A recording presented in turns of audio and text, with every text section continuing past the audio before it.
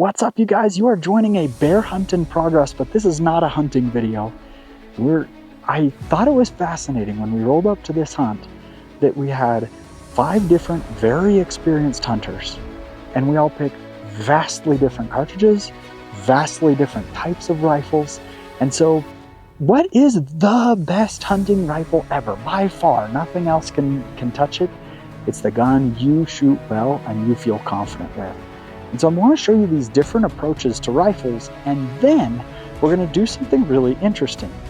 Each of us, as pretty experienced shooters, have meticulously zeroed each one of these rifles, but we've been bouncing around in side-by-sides and hiking in weather and trucks getting here. And so after we show each gun, we're going to take one cold bore shot at 100 yards and see, did the gun hold zero? And then we're going to try shooting something at distance and see, would you have hit the animal if you took a shot out at distance? Gonna be really fascinating. Let's go. All right, Twinkie, your hunting guide, been on so many different kills. I think the internet would like to know, what cartridge did you pick for a bear hunt? 7mm mag, baby. That's the right answer for everything. So tell me about this rifle. Well, yeah, we'll put the specs up. Tell me, like, why did you choose to go this route? So I had shoulder surgery like 6 weeks ago. This is a little bit heavier rifle, so it recoils less, which is really nice for me right now. It's a little bit easier to manage. It's a Tikka action, so it's super smooth. It feels like that's like one of the top reasons to just pick a Tikka rifle in general. It's because it's so easy to build on it over time. Extremely customizable. Right? Everything works with the Tikka. The other thing is, like, the bottom metal is really nice. I like the detachable magazines it's a gray bow stock. You do like a magazine rather than a hinged floor plate? I do. Seems like most hunters gravitate to a hinged floor plate just so it doesn't fall out and you don't have to worry about it. This one, I've got to say, on this gray bow stock though, this is probably my favorite magazine on this, because it doesn't come out, like, it's pretty sturdy in there. It doesn't wiggle at all. It's really, really nice, and it sits really, really well in there. Tell me about this gray bow stock. I like that it has all, you know, the more modern features, adjustable comb and a more vertical grip. It seems really rigid. It's super rigid. It's a true free-floating barrel. I mean, you can see, you can almost fit your finger in between there. Yeah. So, you know, overall, I think they're stocks that are very similar, but as far as the gray bow stocks go, I think the best thing that it has is that bottom metal with the mag is probably my favorite part of the stock. Cool. Well, that's an awesome build. And, you know, like we've been saying in this video, the best ultimate hunting rifle is the one you choose. And this one is customization. It is. Let's see how this thing shoots. Oh yeah, let's do it. Here's the test now. Your gun's been bouncing around for a week in an ATV, getting put in backpacks as we're hiking around, weather, different altitude, temperature. Now you gotta shoot this rig, and we're gonna see if you can get your shot within an inch from the center to know if this rifle maintained its zero. You got some splaining to do, young man. Let's talk about this trigger jerk. We already knew that the gun was shooting high. We're obviously off zero. We've got days and days of rattling around in a truck. I've been bear hunting for 2 weeks straight now, so stuff happens. And that's what we were hoping to highlight with this video, is it doesn't matter how good your gun is shooting. If it's off, what's happening to it during the hunt. So one thing that you didn't put this scope on. No, I did not. You had somebody else put this scope on, and I know you know this, but this ring, see how it's butted up right against where it starts to flare out? Won't get a good seat. Right. The issue is, it may not be getting a full seal on the metal because it's angled up at one side. I'd bet anything that's the issue.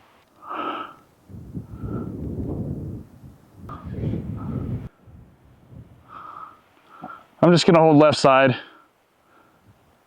Right to left, 5 miles an hour right now. Oh, wow. Centered up. Centered up, yeah. So not bad. About 4 or 5 inches of wind, and then my gun is shooting 2 MOA high. It's because I dialed 2 MOA lower than it should have been, and I centered it, so. This is a Fierce Mountain Reaper in 6.5 PRC. You know, if I'm going on a hunt that's a gimme, I want to, you know, use Grandpa's old gun or use a really odd cartridge or something like that. But this is a spring black bear hunt. Likely that you could have some long shots. You're gonna have to get above brush, different things. And so for me, my ideal hunting rifle is I want all the new tech, all the new advancements. in shooting, because they all help in little different ways. So talk you through a little bit of the platform, and then I'll kind of explain why it works for me in each piece. So first, the Fierce Mountain Reaper is, I love it because it's so adjustable. You have your adjustable cheek piece, which is nice if you've got to have your scope up. Obviously, I've got a backstop recoil pad on here, the most advanced recoil pad out there. Awesome for being able to spot your impacts through the scope to soak up some of that recoil. Has a more modern pistol grip that, you know, you can shoot beer can, but, you know, more likely you're going to shoot with your thumb on the side, especially if it's in a smaller cartridge that isn't going to rock your recoil so much and you don't need that hand so much to hold it. It has a lightweight trigger, just under 2 pounds. And the thing that I love the most about this type of platform is I can fold up the stock and put it in my backpack, and then when we're going through trees, everybody else is snagging on trees, and I just zip right through because it makes it so short and compact. Then we have Arca right here. You'll see right now we're looking at that mountain across the way, but in front of us, we got about 2 and sometimes 4 feet of sagebrush over to the left. And so you can't really get prone, and so you've got to get up a little bit. Well, if I'm making a 400-yard shot seated just off, you know, sticks or something like that, that's a pretty risky shot.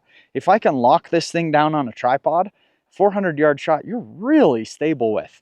Those crosshairs just are not wobbling for 400 yards. Then we also have a M-lock here for a Picatinny rail that I can have a bipod when we can lay down.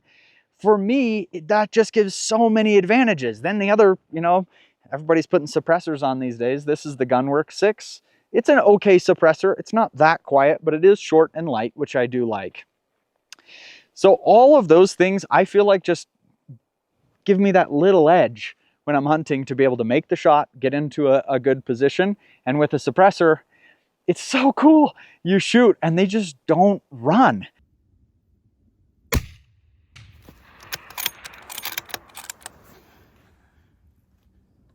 I want to talk you through a few interesting pieces and then a couple problems that I have with this setup that I want to improve over time. So let's talk scope. I picked the Leupold Mark V HD 3.6 to 18. Really nice scope. I love the dial here that has a button, so it's locked. I'm not going to bump it on 100, but I press the button and now it's unlocked. You'll see I've added turret tags on here, obviously, and this makes a huge difference.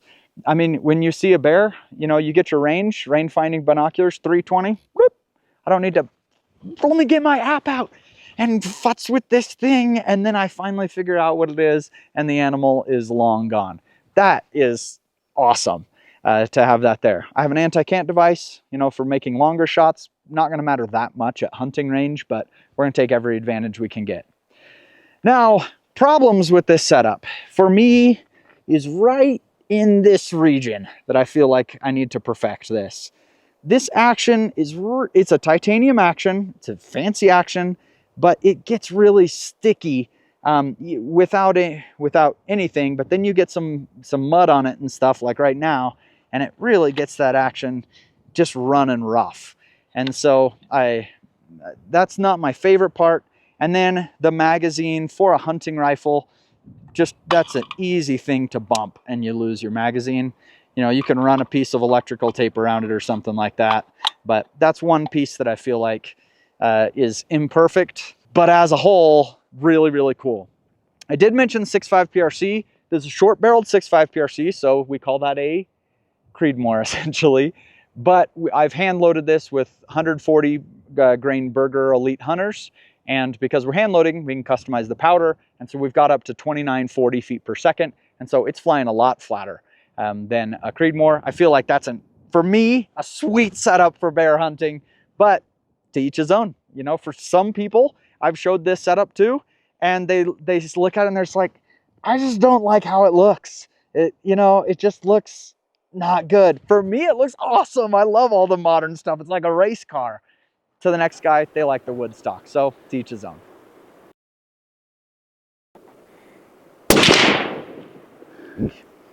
We did our check, 100-yard shot to see how our zero was. And I'm very, very happy with that. That is after you know, 5 days of hiking, rattling around in a side-by-side, driving 9 hours. That is, you know, we are a 1/4 of an inch off, which is going to be within the natural group of that gun. So looks like it held it. So this is using worn rings and a loop-holed scope. Congratulations to those guys. They made good products. This is where we see how things would go on an actual hunt. So I have a target at 417 yards. Yep, that's exactly what my tag says. Just wanted to see if there's anything was different in these conditions.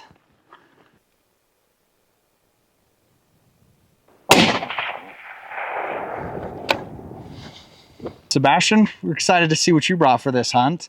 I will say that we're gonna gloss over a little bit the rifle itself because it's such a cool gun that we're gonna have a full video coming up soon on Backfire just reviewing your rifle. But tell us what'd you pick and why.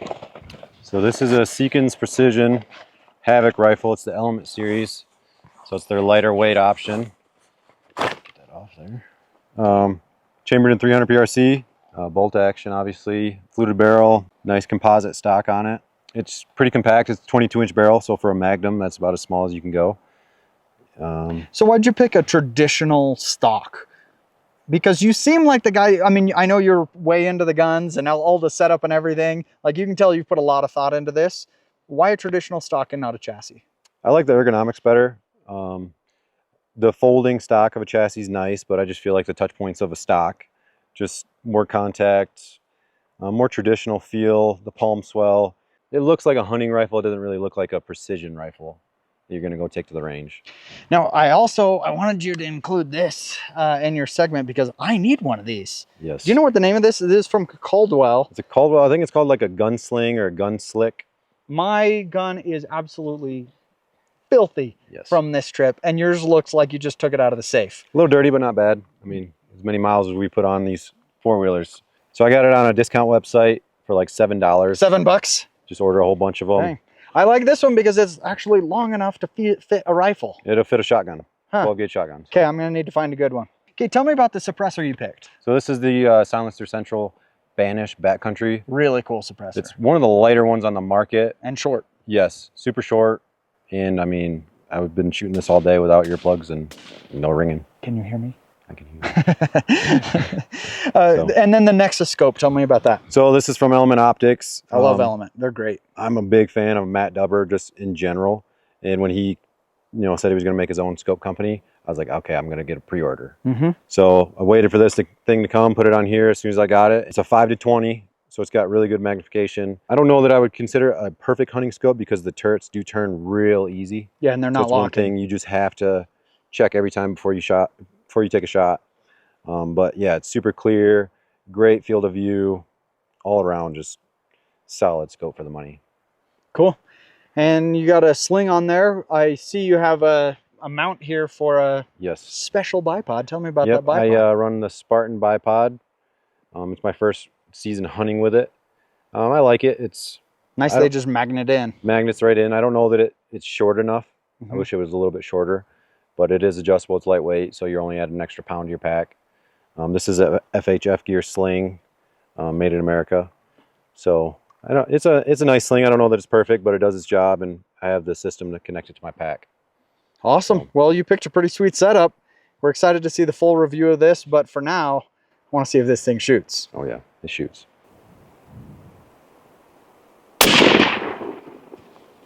Woo, that thing packs a punch. All right, looking at this, looks like, we're maybe an inch, 3/4 of an inch high. Yep. To me, that seems like it could easily just be within the natural group of the gun. 0 to sea level, so we're up at 6,000 feet now. So only at 100 a little bit higher velocity. Cool. So anyway, the left and right looks perfect. Yep. Maybe a little bit high. Could just be in the natural group of the gun. Yep. So who makes your rings? Loop-holed rings? These are worn. Oh, they're worn rings. Okay. Yes. Good job, Warren. You actually held 0.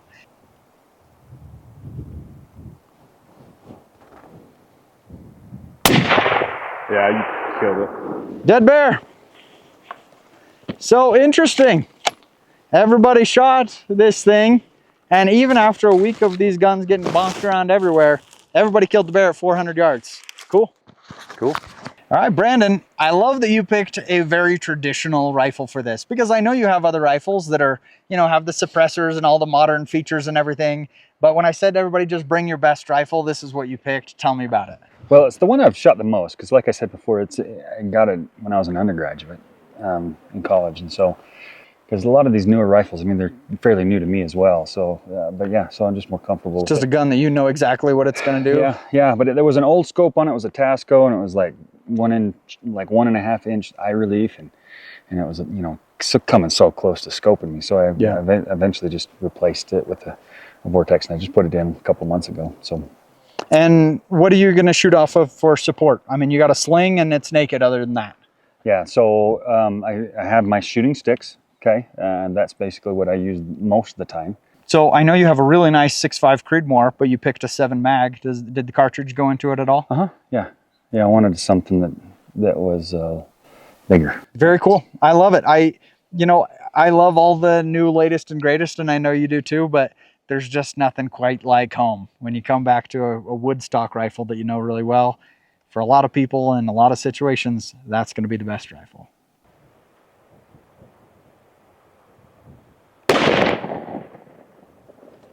All right, Brandon, looks like we're, I don't know, 1.5 inches off from the center. What do you think? Up and to the right? You know, I'm okay with that. I mean, I don't have any kind of a precision rifle. I'm using the Remington 700 in a 7 mag. And so I have been wondering about the same thing as we've been driving around. I mean, our guns are dusty, they're muddy, they've been, you know, tipped over and dropped a little bit, you know, and rattling in the ATVs. And so I have loopholed standard rings. Right, they just have one screw on each side. Yeah, so standard rings. You really brought this gun intending a 300 yard and in shot.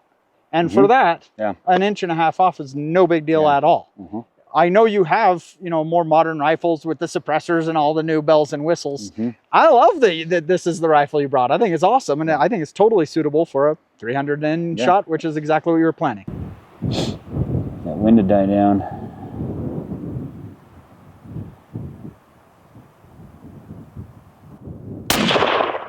Hit! Perfect, squared up, just right in the center. That's pretty cool. Yeah. Who needs all the fancy gear? That was really cool. That's in at least a 10-mile-an-hour wind here, further than you were planning to shoot. With a gun that you bought in college, you left all your fancy stuff at home. That's pretty cool. So in the end, what is the best hunting rifle by far? It's the rifle that's gonna work best for you. And the thing that I learned the most from seeing everybody's ideal of a hunting rifle is how much the setup of your rifle matters maybe 3 times more than which specific one you pick. For me, you know, little things, having turret tags on there so that when I see it's at 370 yards, I go like that and I'm on an animal, that makes a really big difference for me. Or somebody else that has a different, you know, tape a piece of paper to your stock with your dope on it. Whatever your system is, but have that system. You know, are you gonna have a bipod on it so that you can go prone? Or are you gonna have a backpack ready to go? It doesn't really matter which ones you pick. It matters that you do pick it and you get a system that you just know like the back of your hand. And when you know a rifle like the back of your hand, that is the best rifle there is.